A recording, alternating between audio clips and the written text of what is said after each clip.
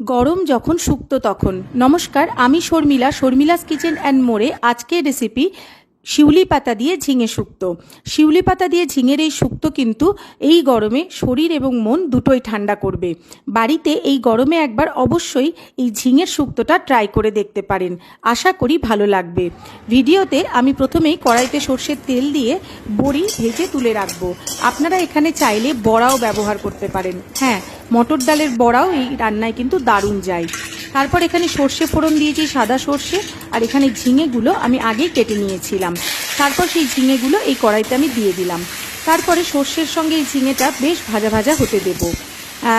এর মধ্যে বিশেষ কিছু মশলার কিন্তু দরকার হয় না।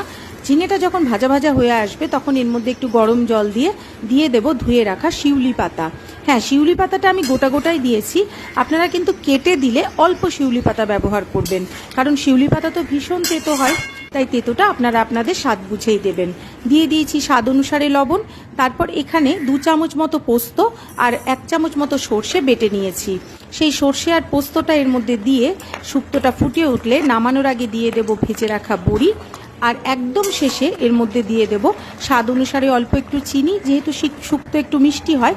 আর একদম শেষে দিয়ে দেবো একটুখানি আদা বাটা। ব্যাস, দুর্দান্ত লাগবে এই গরমে। বাড়িতে অবশ্যই ট্রাই করে দেখবেন ঝিঙে